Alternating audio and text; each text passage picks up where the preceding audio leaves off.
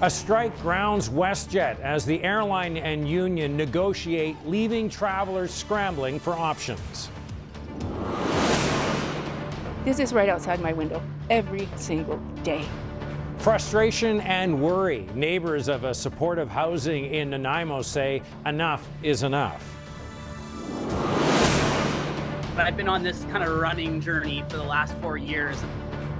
Completing a marathon a day on the island to help raise funds for a cause close to this runner's heart.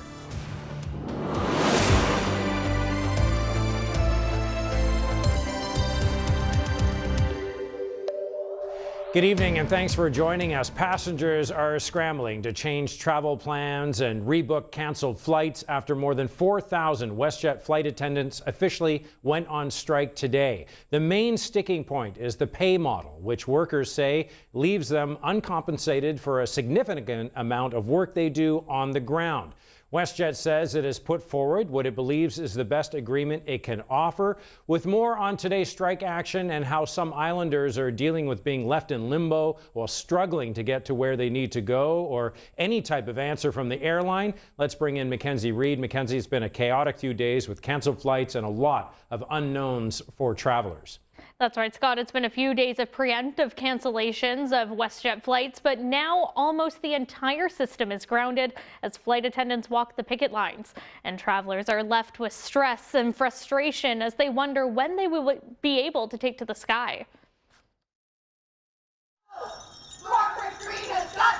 Outside the Victoria International Airport today, dozens of flight attendants hit the pavement with signs and chants after Westjet and the union representing the company's more than 4,400 flight attendants failed to reach a new contract before last night's midnight deadline. Our bargaining committee worked until the strike deadline last night to try and get a deal with Westjet. Unfortunately, that wasn't able to happen. In a statement, the company says it's disappointing as this directly impacts people's travel plans, adding it presented a proposal that would set a new standard for cabin crew in the country, making Westjet the only airline to offer an hourly rate for all time before and after flights, plus a wage increase. The union saying the offer didn't go far enough, and it believes flight attendants deserve better. This morning, our bargaining committee is back in the bargaining room trying to get a deal with Westjet. The goal is that we're expecting the federal government to protect our right to strike and allow bargaining to happen at the bargaining table as it's designed to do under the Canada Labour Code. Strike action has grounded all scheduled 737 and 787 planes, but Encore and co-share flights are still operating. But those big flights being grounded is leaving thousands of people stranded.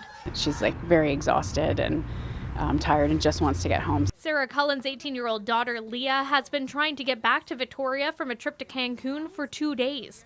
Her flights Saturday were canceled as part of Westjet's preemptive cancellations and rebooked for the same day, changing her connections from Winnipeg to Calgary. But it seemed like she was going to be able to get home because she was supposed to arrive before the strike would start. While in the air from Cancun to Calgary, her new connecting flight was also canceled. Sarah says she was on the phone for 8.5 hours before reaching customer service to get her daughter a hotel voucher for her overnight in Calgary, where she says there were no hotel rooms available, and new flights that would take Leah to Edmonton this morning before heading back to the island. Just overall, the communication from Westjet, though, has been very, very poor. Very little information. The emails were like slow to come through and not clear. It's a similar story across the country. I contact them, they're not answering, as you hear. They're not answering, it's too busy. Then I do the live chat, they say it's too busy, they shut it down. I had to pay $50 for an Uber to drive all the way here for them to tell me they can't help me. So now I'm stuck. Like, the only option they're giving me is after 3 days, like on 5th of August. I'm supposed to go back home today. I have business, I have work to do. Like they're not answering the phone even. Airports are asking people to check their entire travel itineraries before coming to the airport. And if any of the flights on the itinerary are canceled, do not go to the airport and connect with Westjet directly to rebook. And this is a very fluid situation as we don't know how long the strike will go on for. Both parties are back to the table today, but until a tentative agreement is reached, Flights will continue to be canceled. Scott? All right, thanks so much, Mackenzie. Winds of more than 100 kilometers in some parts in an hour in some parts of our province were too much for aircraft to hold back the flames of a wildfire near Okanagan Lake this long weekend. New wildfires at the north end of Okanagan Lake have prompted the evacuation of the Okanagan Indian Band Reserve, while evacuation orders and alerts are up near the cities of Vernon and Armstrong. The BC Wildfire Service reports dozens of more fires have been sparked and have expanded quickly due to high winds and lightning strikes, with almost half of the 130 wildfires burning are out of control. The wildfires and Saturday night storm have also knocked out power to several areas of the province, especially in the Okanagan and Kootenay regions, where more than 23,000 customers are without lights. As of this morning, there were 42 separate evacuation orders across the province and another 40 alerts. The BC Wildfire Service is recommending that British Columbians be prepared for a possible quick departure, even if wildfires aren't threatening their regions. South of us, fast-moving and aggressive wildfires in eastern Washington have forced thousands of people to flee to safety. Fueled by strong winds, dry air, and high temperatures, the fires jumped the Spokane River and spread into northwest Spokane. 2 other fires burning in the region as well. The U.S. National Weather Service issuing a particularly dangerous situation red flag alert for eastern Washington. An injured hiker rescued from Port Alberni's popular Hole-in-the-Wall Trail this weekend marks the second search and rescue call at the site this week. The Alberni Valley Rescue Society says crews responded to the trail after receiving reports of an injured hiker Saturday. The person was transported by stretcher to a waiting ambulance. The rescue comes after another hiker suffered a lower limb injury at Hole-in-the-Wall back on July 24th, requiring assistance. While Hole-in-the-Wall is considered one of the Alberni Valley's most accessible hiking destinations, rescuers say the terrain can still pose hazards with uneven terrain, loose rocks, and slippery surfaces near the water. Neighbors of provincial supportive housing in Nanaimo say they're fed up with the social disorder. They say it is a daily occurrence and are documenting the issues, saying it's hurting the peace of the neighborhood and hurting those who need help. Kendall Hansen reports. From her deck, Diane Babcock has been given a front row seat to social disorder since the Hearth Supportive Housing on Victoria Road in South Nanaimo opened just over a year ago. It houses nearly 60 people, and Babcock says her once peaceful cul-de-sac has been transformed into an area of constant chaos. No one would tolerate this. No one. I don't care how much you want to help. This is right outside my window every single day. Your nerves are on edge. Mine is like always waiting for an emergency. Babcock and her neighbors have been documenting and calling first responders about the many issues, including fights, screaming, open drug use, overdoses, and fires at all hours. She says she sees police, firefighters, or ambulances often. It doesn't stop, and it won't stop until somebody actually does something. Sandra Dale, a neighbor, concurs and says she believes the province needs to rethink its Hearth housing. To really think about how it is impacting the quality of life of the taxpayers and find a different solution for the wet housing, because it's obviously not working and a different solution needs to come. A public safety advocate says the Hearth model is causing problems in neighborhoods across the province. This facility behind me, it needs to be made into dry housing, like Karen Kwika is asking for in the Newcastle area. And if this facility is not going to be made into dry housing, then you need to move it somewhere else far outside the city limits so it doesn't affect residents and businesses. But in a statement to CHEK News, BC Housing paints a very different picture, saying it's got staffing and security on site and residents sign agreements outlining expectations of living there. It says problems off-site need to be addressed by police and other agencies. It also says Hearth is proving effective, such as in Duncan, where 9 people have moved from the village to other homes and more are expected to move into the 260 White Road housing. Or Victoria, where it says dozens have moved into Caledonia Place before moving on to more permanent housing options. And in Kelowna, it says more than 100 people have moved through Step Place and Trailside into permanent housing in less than 2 years. They're solving a problem and causing another problem at the same time. That isn't right. And they don't care about us. They don't care about the neighbors. We don't matter. We're collateral damage to them. Babcock says she's planning on moving from the area, and she will fight vigorously if BC Housing ever plans to place wet housing in her neighborhood in the future.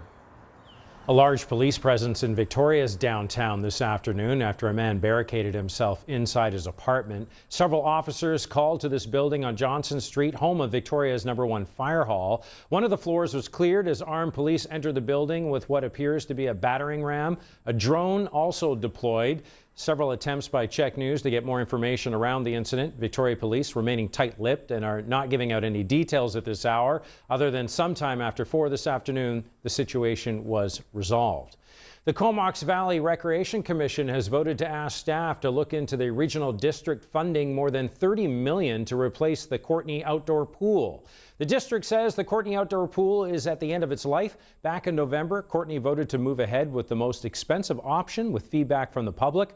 The 4 options to replace, repair, renovate, or permanently close it were subject to resident feedback. The public responded 62% in favor of the $32.5 million replacement option. Now, Courtenay staff are looking for ways to fund the replacement. The pool is one of the oldest outdoor pools in the province, opening in 1949. For details on funding plans and how councillors are reacting to the strategy, we have a full article up on our website at cheknews.ca.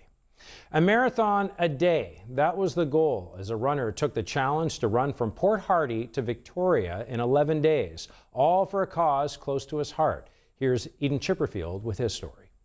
And I'm so proud of myself. Darren Kerr was 3 months old when he was diagnosed with cystic fibrosis. A lot of people just think of it as a lung disease. So I have thick mucus that causes me to have lots of lung infections. Many hospitalizations because of that. Having organized 10 fundraisers for cystic fibrosis previously, Kerr aimed his sights to the next level, which was to run back-to-back marathons across Vancouver Island. But I've been on this kind of running journey for the last 4 years, and I wanted to do something that reflected what I kind of do in my personal life and my values now. Kerr began his run in Port Hardy on July 22nd and completed the feat this weekend. Day 2 is definitely a little bit of a struggle with fueling, and I just wasn't used to eating as much as I should be. And then after that, day 3, we got just a really good team of waking up at like 5 o'clock in the morning, starting my run at 7, running along the highway. By his side for the journey from start to finish was good friend William Savish, who drove the route providing water, snacks, electrolytes, and medications. I saw Darren post on his story, like looking for someone that could help support drive for like a couple days.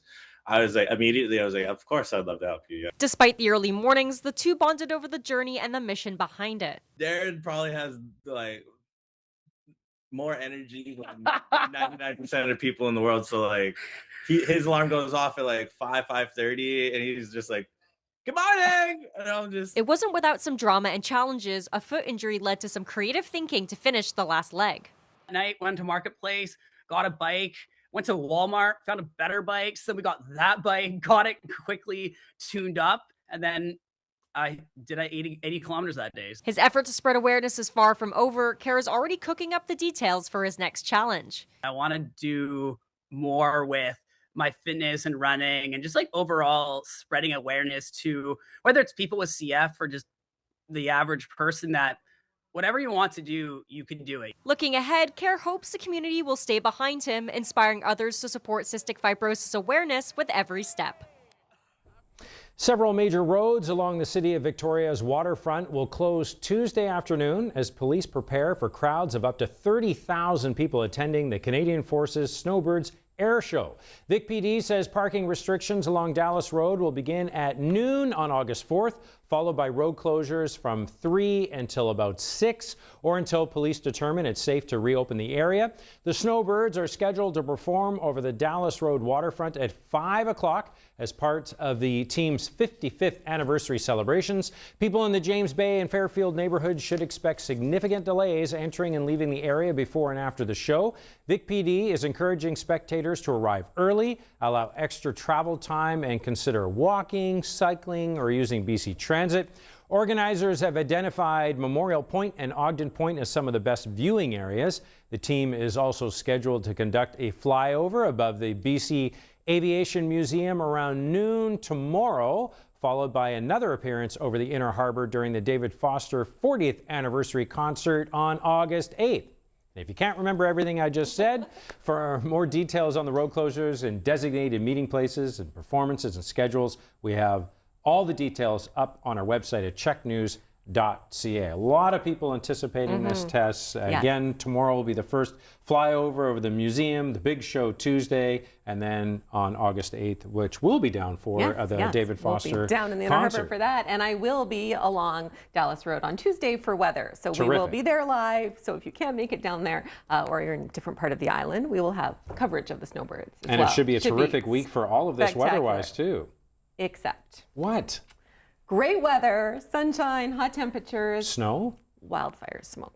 Oh, okay. And you think that'll be enough that it may affect seeing the snowbirds? Not affect seeing the snowbirds, but it certainly will affect air quality. Okay. Yes. Unfortunately, that is the bad news. Let's take a look at our radar map. You can see some pockets of the island seeing some precipitation today. Victoria, a little bit of a wonky weather day for us, where sunny start today, clouding over, some showers quickly passing through, and then back to sunshine. So we are into a sunny, dry stretch now. That is the good news, particularly the South Island, Central Island, East Island, and west coast of the island. We are looking at lots of sunshine ahead for the next few days, hot temperatures as well. So most areas mid-20s and then up to the 30s or above. Parts of the island could spend 2 to 3 days above 30 degrees Celsius, possibly more. But the bad news is winds have shifted. So wildfire smoke from the fires in Washington State and BC could start impacting Greater Victoria starting tomorrow. So here's a look at the smoke forecast. This was starting yesterday, or this morning, tomorrow morning rather, and you can see it starting to move over.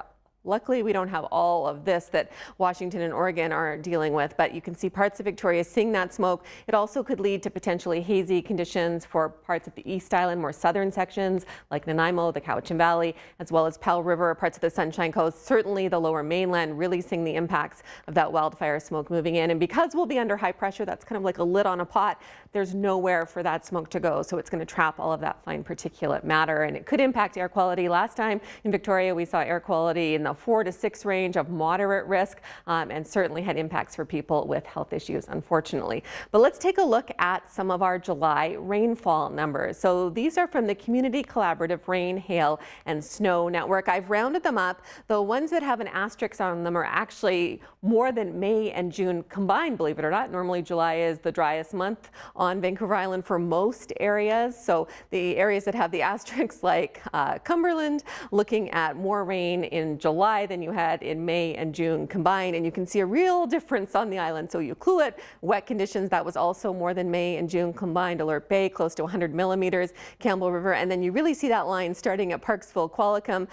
That's where it really starts to be much less. Nanaimo, 2 Cocoa Raz stations there, only 18 millimeters for one of them. Salt Spring Island, very dry conditions, 17 millimeters for July, but the total for May, June, and July combined is only 32 millimeters. So it's been an extremely dry stretch for Salt Spring Island. Cowichan Bay, dry conditions as well. Ladysmith only at 46 millimeters. And here's a look at the South Island numbers for Greater Victoria. Also a range for Victoria, but not as much. So downtown Victoria, 15 millimeters. Broadmead had even less, only 10 millimeters for July. The total 42 for the last 3 months. Downtown, a total of 41 for the last 3 months. And then a little bit more for Shawnigan and slightly more for North Saanich and Colwood as well.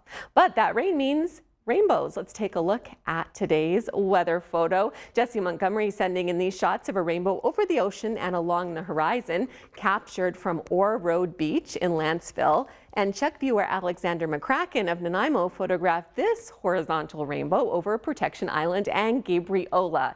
Now, we've been talking about Roger, the famous Empress marmot, and the lack of sightings this year. Well, CHEK viewer Mike Hartman shared this photo from the interior saying the yellow-bellied marmot moved to Nicola Lake and has traded Empress tea for coffee.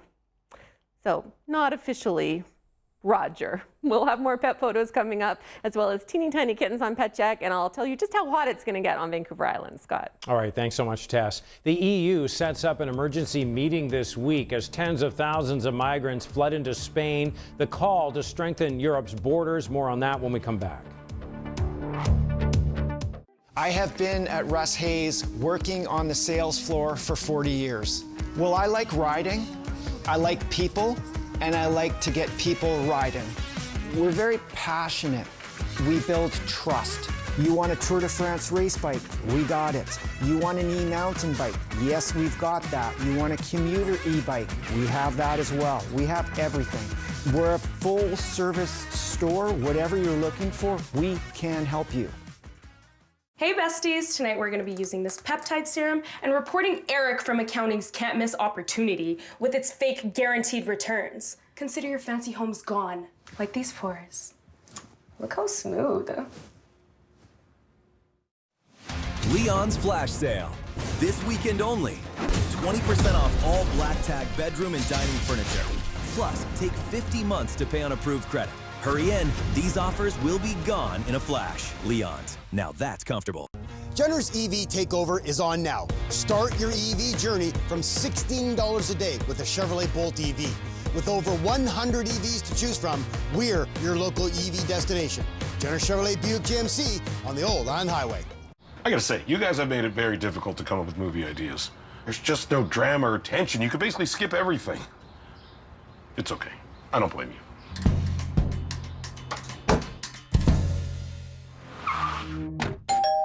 Pre-planning a funeral or cremation at McCullough Gardens is a tremendous gift to surviving family members. When plans are made in advance of a loved one's passing, families are always grateful. It eliminates decision-making during a very difficult time. Welcome to Incredible Home, Victoria's trusted custom closet experts since 1982, where closet design is both science and an art. Serving Victoria to Parksville. Incredible Home. Live life incredibly. Closed captioning of this CHEK program is brought to you by Mac Reno Design Build. Update your life with Mac. Custom high-quality design build renovations in Victoria since 1980.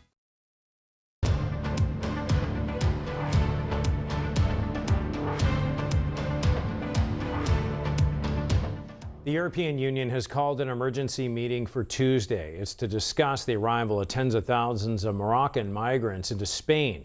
The meeting comes after 22 member states issued a joint letter calling for action to strengthen the EU's borders.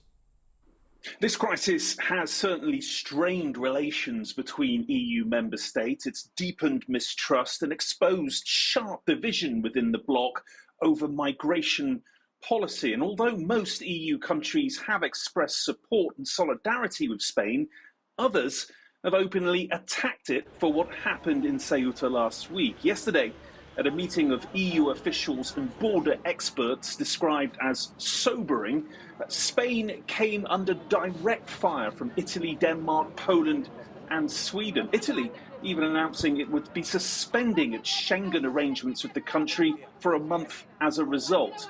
Now, loosely speaking, critics have accused Spain of losing control of its border, arguing that the country's migration policy, including the regularization of undocumented migrants, encourages human trafficking and, by extension, threatens EU security. This has not gone down well with Spain. It's defended its handling of the crisis, claiming most migrants have since returned to Morocco, adding that it had acted in line with European law, humanitarian law, and EU solidarity, and that its border is one of the least porous in the entire European Union. Spain has slammed the criticism leveled against it as prejudice, fake news, and partisan demagoguery. And one interesting thing to come out of this meeting yesterday was the issue of illegal migration in Eastern Europe. Spain is clearly frustrated that mass arrivals on the Belarus, Poland, and the Russia-Finland borders were quite clearly described as Russian hybrid actions and met with complete solidarity by EU members, whereas Spain feels it's being singled out and attacked for what happened. There's nothing to suggest that Russia had a direct hand in what happened in Ceuta, but suspicions were expressed at this meeting that Moscow is attempting to exploit the fallout and deepen the divisions among EU member states that we are now seeing. Later this week, EU interior ministers will meet to try and agree a coordinated response to the Ceuta crisis and calm the split it has very clearly exposed between member states. The U.S. president says he's holding off on any fresh military attacks against Iran as long as a deal to end the war is reached soon. His comments come after U.S. media reported that Washington may have been planning intense news strikes over this weekend. CBC's Julia Chapman is in London with the details. President Donald Trump says the U.S. is locked and loaded against Iran, but he says he's calling off a major attack because he was persuaded by Iran and other Middle Eastern countries not to strike. He says he's been advised that what he calls the perimeters of a deal are close. Intervention from Saudi Arabia was reportedly a key factor, with the Crown Prince urging dialogue. Israel was involved in the planned attack, but Trump says it has also committed to hold off. We've been hearing details of possible military action from U.S. media outlets. They were reporting a major wave of strikes was planned, possibly against Iranian energy infrastructure. The State Department had warned Americans in the region to prepare to leave. And when he spoke at Camp David on Friday, Trump appeared to confirm that he was going to go ahead with it. We'll be hitting them. We'll be hitting them very hard. And, at some point they're going to say, we just can't take it anymore. 24 hours later, he seemed to have changed his mind. He's calling on negotiators to work quickly to reach a deal which would involve reopening the Strait of Hormuz and removing any nuclear threat that Iran could pose. But of course, it was only a few weeks ago that the last deal collapsed when Iran attacked ships in the Strait of Hormuz and the U.S. retaliated. Iran's defense minister says his country won't be caught off guard or remain passive. When we come back, how an ugly shark attack changed one man's career path and passion. In 1936, the Victoria Foundation was founded with a simple idea: to uplift the community by investing in positive solutions. Now we invite you to celebrate 90 years of uplifting Greater Victoria. Join us on Saturday, September 26th for celebrations and entertainment. Be inspired by New York Times bestselling author Ben Nemtin. And welcome new CEO Ian Bird. Come celebrate 90 years of impact. And the future community impact of the Victoria Foundation. Looking for a truck? Come to Victoria's Truck Center. At Jenner, we have mid-size, half-ton, and heavy-duty trucks. When our name's on the back of your truck, you know you got the best deal. At Jenner Chevrolet Buick GMC, still on the old Island Highway. Realistically, is there room for too many fridges? Because Kristen might bring one, and obviously I'm bringing one. I don't have boxes and boxes, boxes. Oh my God, Mom, what if she's a morning person? Check off your list for less with back-to-class savings at Canadian Tire. What if a frog gets in my lunchbox and I can't eat the frog? So with Precision Marble Bath and Shower, we've been Victoria's custom bathroom specialist for years. And Precision Marble Bath and Shower is better than ever. Our tub-to-shower conversions are a legendary value. For the cost of a beautiful soaker tub, you could have a walk-in shower. Custom manufactured right here in Victoria. That's how we can offer a lifetime warranty. Enjoy accessible bathing with a Precision Marble Shower. Precision Marble Bath and Shower. See the quality for yourself and visit our showroom today. Your home should feel comfortable, beautiful, and completely you. At Budget Blinds Victoria, custom window coverings are designed to fit your space, your style, and the way you live. From sleek motorized shades to timeless shutters, blinds, and drapery, our local design experts handle everything from inspiration to professional installation. Bring comfort, privacy, and style to your home with Budget Blinds Victoria. Style and service for every budget. Book your free in-home consultation today. We've got more hits, more celebrities. I can name that tune in 10 notes. You're a millionaire. Light up the floor. I got some floor?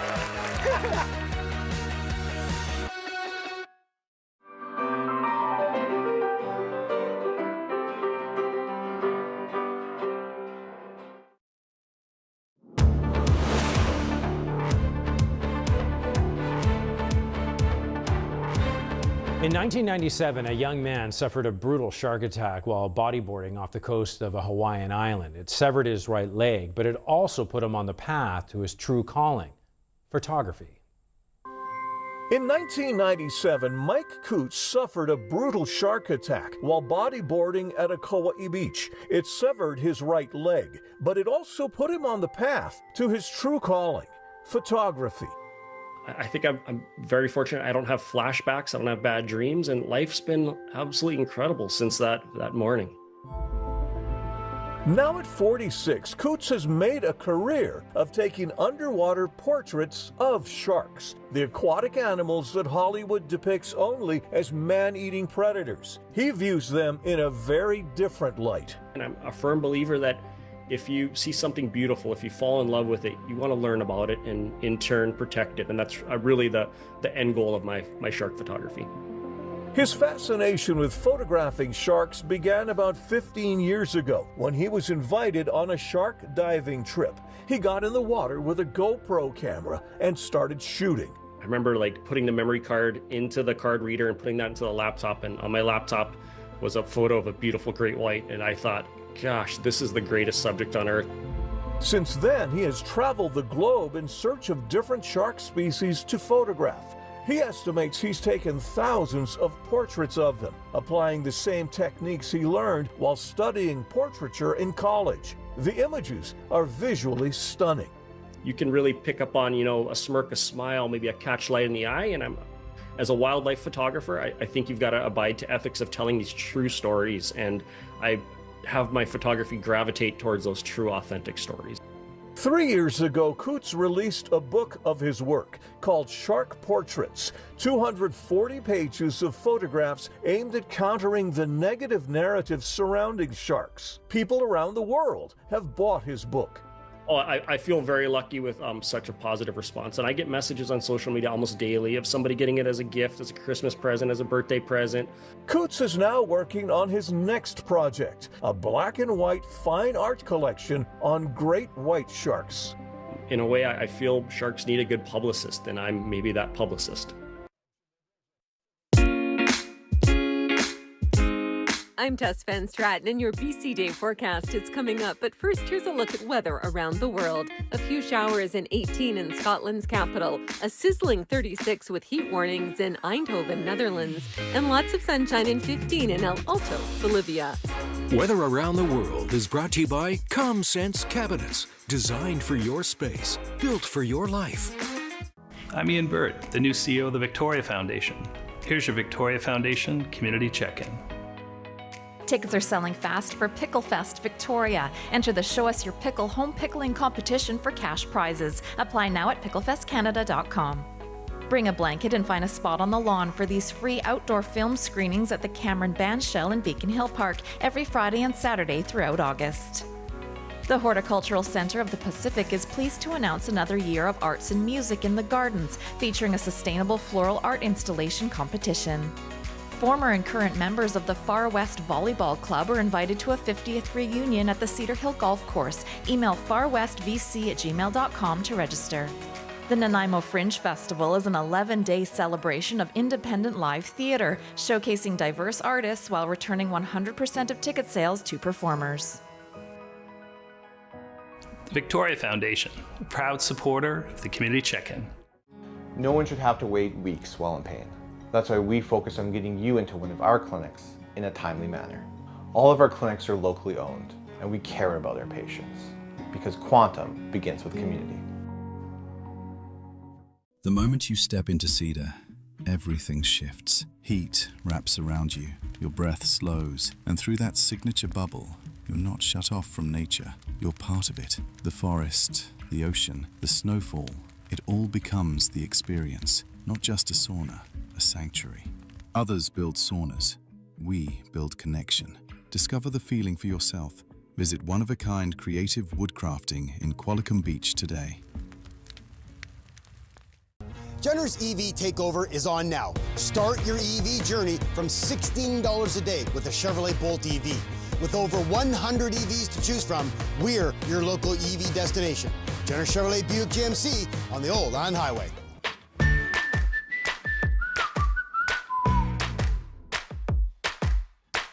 James. A good day's work means helping Dana find everything he needs for his customer's new fence, checking off the list for Marcel's new paint project, and assisting Brent to stock plumbing parts for his apartment complex. Being independent means listening to our customers and stocking those hard-to-find products. For those who wish they'd come here first. Castle Building Centers, proudly independent.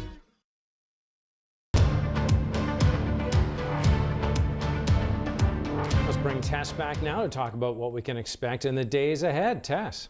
Well, Scott, warm temperatures, lots of sunshine for most of the island. That's the good news. Bad news, we could see some wildfire smoke impacting the South Island as well as parts of the East Island, unfortunately. And unfortunately, our Futurecast map, it seems, has gone on vacation because that's still not working tonight.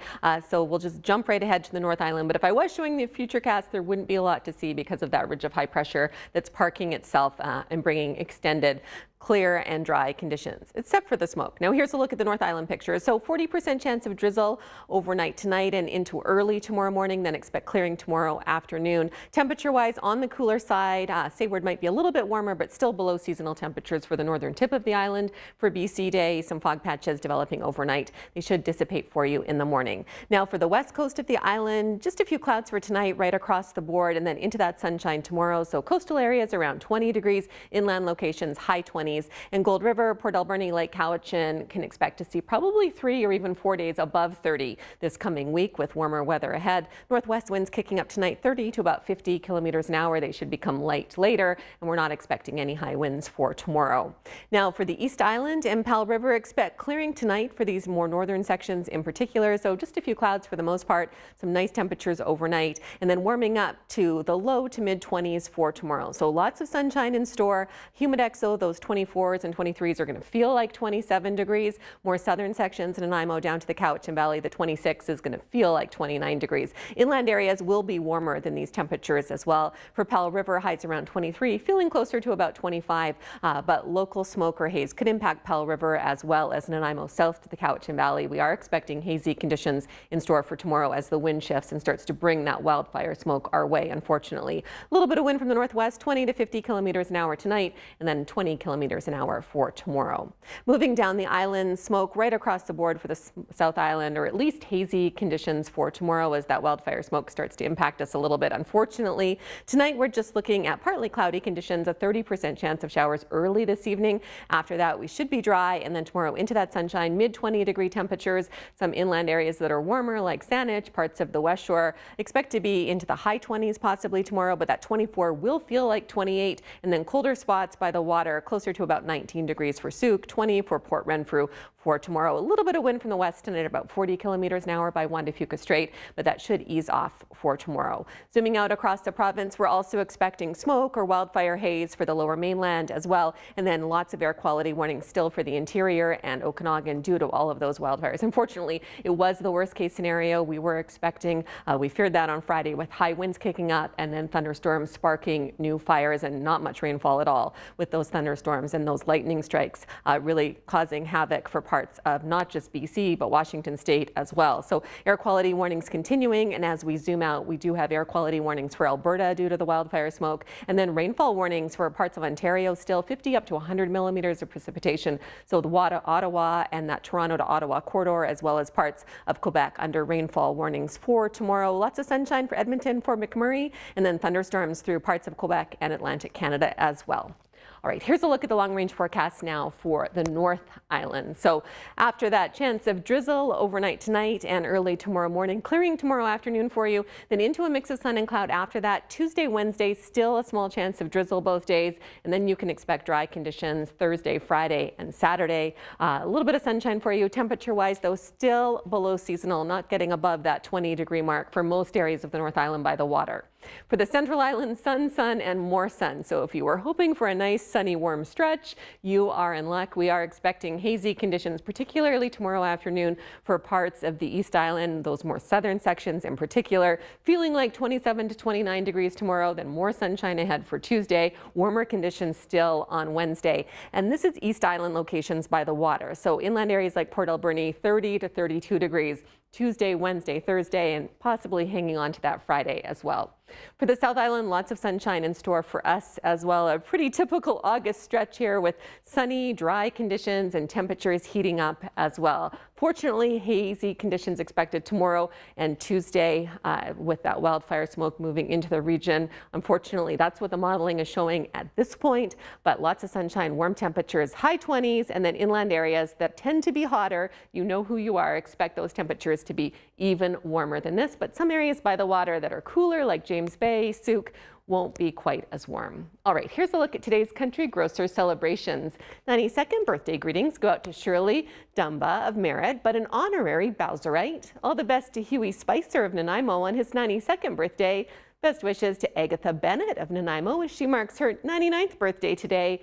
And a very happy 101st birthday to Donald Murphy of Campbell River as he marks this milestone. I hope you all had a wonderful day, and now it's time for your Smile of the Day. Smile of the Day, brought to you by Dr. Ross Crapo and Associates. If we haven't met you yet, we're just a phone call away. If we can help, we'd like to. And if you're interested in them, you can reach out to the Itty Kitty Committee. They have lots of kittens. Can you submit now? Yeah. Or do you want to... Well, the foster kitties I had in studio last Sunday were a big hit with four-legged CHEK viewer Ozzy and poor McNeil. Catherine Jensen says the 3-year-old would like both of the kittens. He got very excited. And here's another furry CHEK fan. Odie loves to watch CHEK News at 6 with Paul Haysom. Jeff and Marianne Will say it's very important that he keeps up with current events. Very cute. It is. Thanks for sending in. Well, a top racer looking to be a top fundraiser again. A kid, his bike, and his cause. That's still ahead in Vital People. This is my home, my room, my Teddy's favorite hiding spot, my super secret hideaway. This is my home, where I grew up, where I learned, where I figured things out. This is my home, full of memories, full of love. And now my home is ready to be someone else's. I know that selling your home is an emotional time, but people are my priority, and I'm here to guide you through the process. Joining us on this week's episode of the Wealthy Life podcast is Stephanie Holmes-Winton, a cash flow specialist. And we're going to be talking about everything you need to know to master your cash flow. Stephanie, what do you think of budgeting? Yeah, budgeting. Don't worry, guys. We are not going to be talking about budgeting. There is no lectures and no finger wagging here. We're going to talk all about the ways that you can get more life from your money. And what role does money mindset play in this? Well, it turns out our money mindsets are interfering with a lot of financial decisions we make. So in this episode, we're going to talk a little bit about some of the things we tend to do as people that get us in trouble and how to avoid them. We have so much to cover, you won't want to miss this. Check out the full episode on your favorite podcast player or go to thewealthylife.com. Nothing beats the return of the Tim's Grilled Cheese Melts. Well, except if you add bacon to it. The classic you know and love with a little something extra. Enjoy a Tim's Bacon Grilled Cheese Melt. Bacon. Shirley Valentine got married to a boy called Joe. But somewhere along the way, the boy called Joe turned into him. I always have my tea at 6 o'clock. Shirley Valentine, tonight at 8 on CHEK. Closed captioning of this CHEK program is brought to you by Mac Reno Design Build. Update your life with Mac, custom high-quality design build renovations in Victoria since 1980.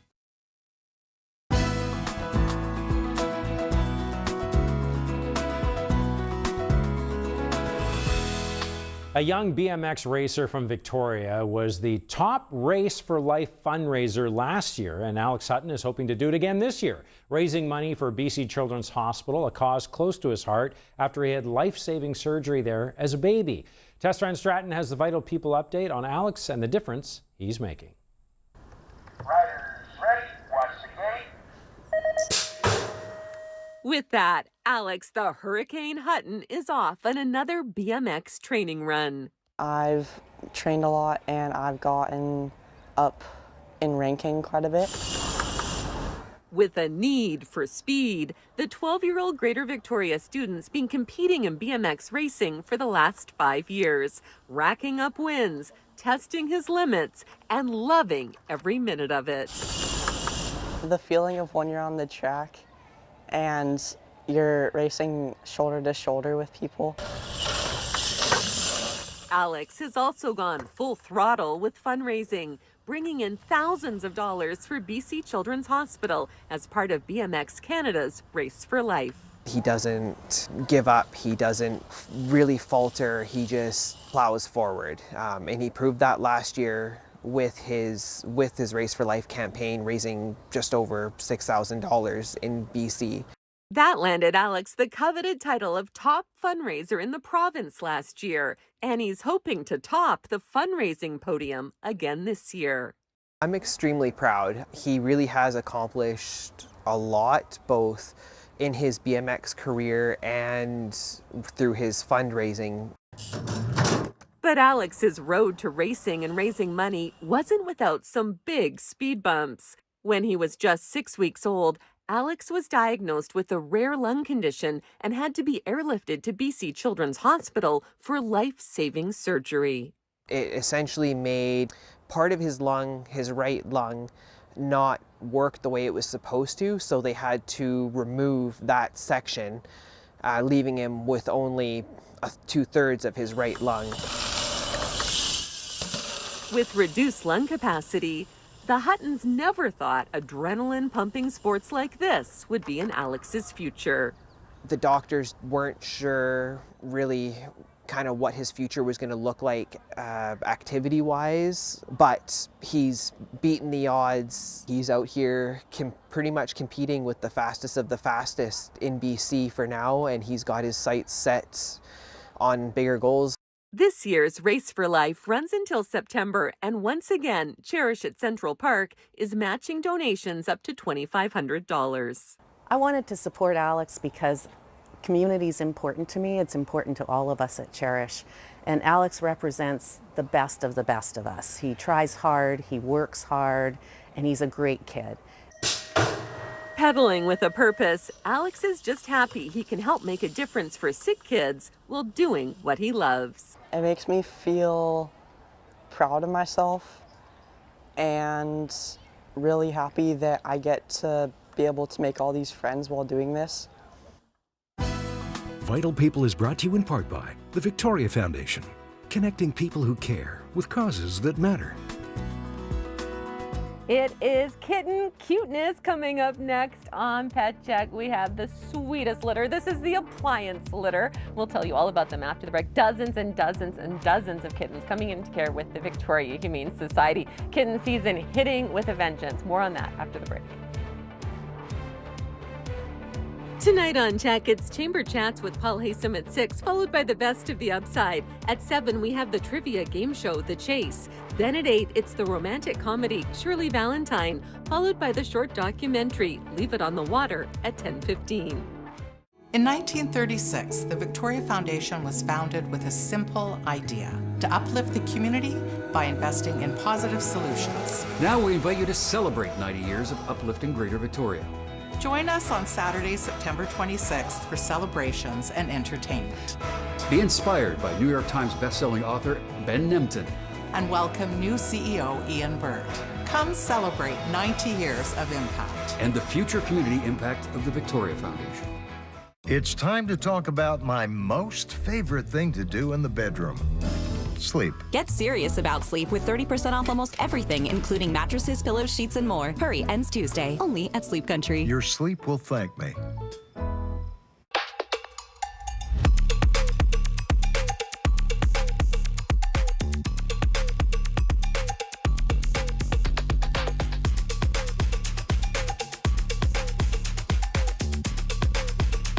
We are very grateful to have Caring Company. We wouldn't be here without them, I don't think. They keep us on our feet and in the house.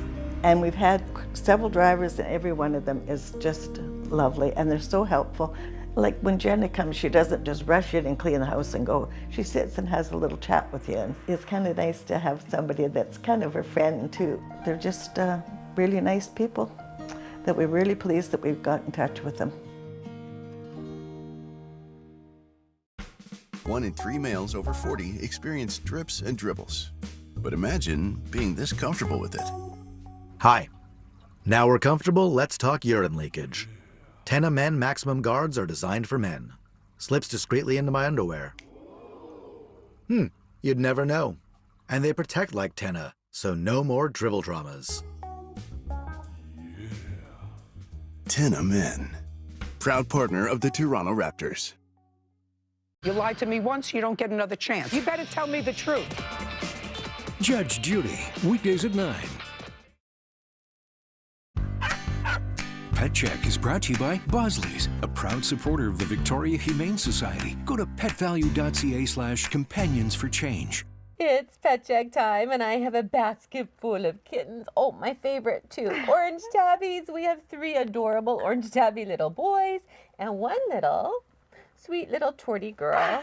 Her sweet little tortie, she's a little bit smaller than her brothers. She looks like a monkey. She does. She's just so cute. Look at that face. Look at that big belly. So these guys, sadly, were found outside. Lots of kittens coming in outside. It's crazy the amount of kittens we're getting. Feral moms are having kittens now. And we wanted to talk a little bit about that. These guys are about 5 weeks old. There's 4 of them.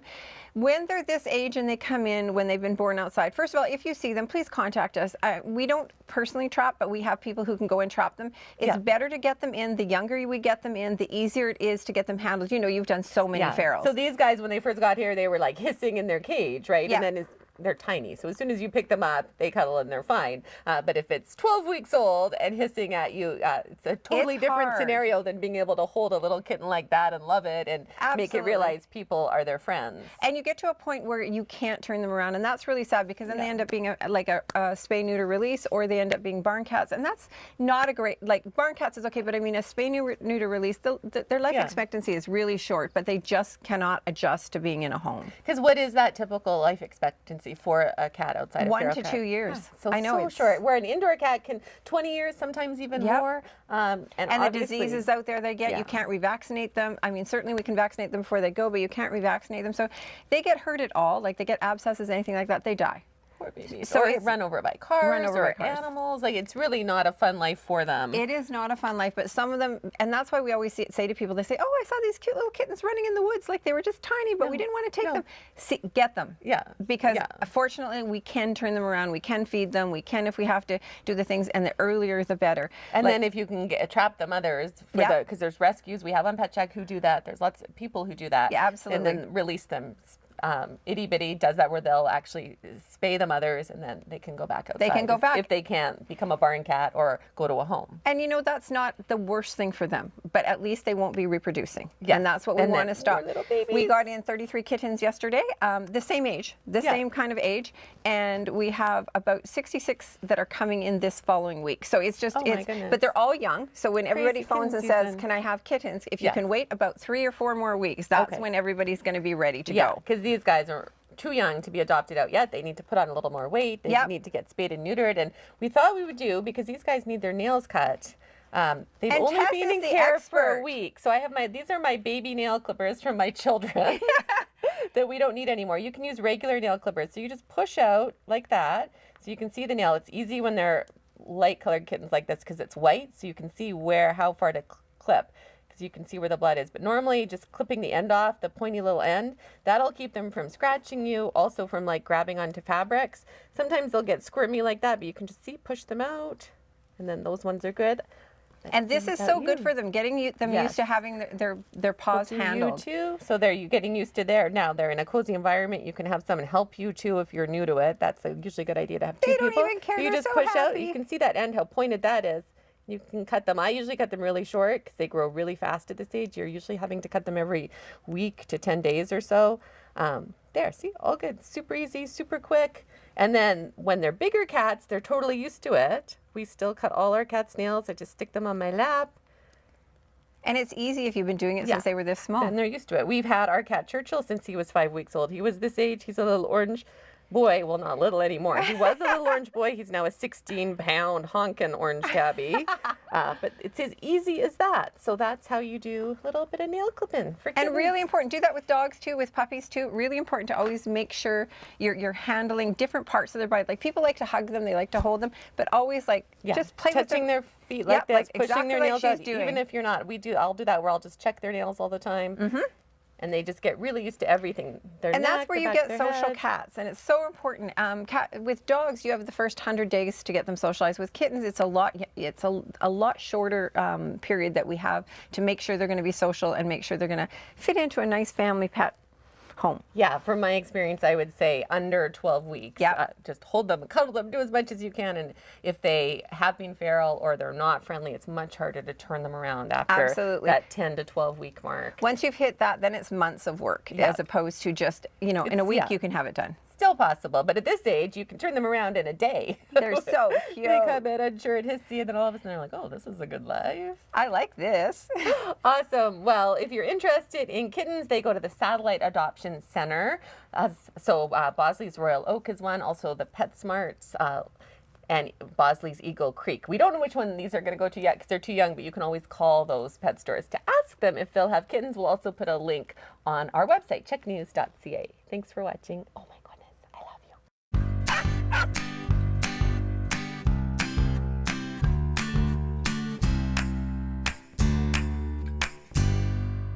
So pretty cute. Very Let's cute. get to those pictures. Yes, we have more viewer pet photos for you. Sherry Miller sent in this pretty shot of her Nova Scotia duck tolling retrievers. Archie and Martin enjoying spring blossoms in Campbell River. So sweet. And look at these blue eyes. This is 12-year-old Balinese kitty Kalua looking pretty. Heather Stone and Mark Heyman of Nanaimo sent in this shot of her little sister with the caption, Maggie the Dude. They said they're not their children, but don't tell them that. They think they are. Glenn Halverson submitted this photo of his adorable pup, Chocolata, who was rescued in La Paz, Mexico. Aww. She loves adventures, and she's a therapy dog. So cute. This is 4-year-old mini golden doodle Sedona on a hike at Stony Hill Regional Park near Maple Bay. Barb and Dan Nugent also shared this shot of their sweet girl in her bunny ears. What a cute bunny. And forget Christmas in July. It's time for Easter in August. Dawn Offrey submitting this shot of her sweet Mr. Muggles in bunny mode. And last we have Peaches, a Bernese mountain dog who turned 1 in April. She likes to help Vanessa and Josh Griffith of Union Bay around the house. Here she is in the kitchen getting ready to stir the soup. And here's Peaches helping to make the bed. Or maybe she's hiding to get out of more chores. Lots of great photos this weekend. Terrific. Awesome photos. We get so many great photos. And a reminder, you can send photos to photos@checknews.ca. Don't send them to our tips email because we don't always see them there. Lots coming into our tips email. And my little foster kitties, they have been just packing on the pounds. Well, when are they up? The grams. They are going to get their snip surgery this week. So they're going to be ready for adoption by next weekend. Oh, terrific news. Yeah, they're doing will, great. I'm sure find a home, no problem. Thanks, Tess. Of course, Tess will be here with myself tomorrow as people enjoy their long weekend. We'll have a special broadcast tomorrow at 5. Good night.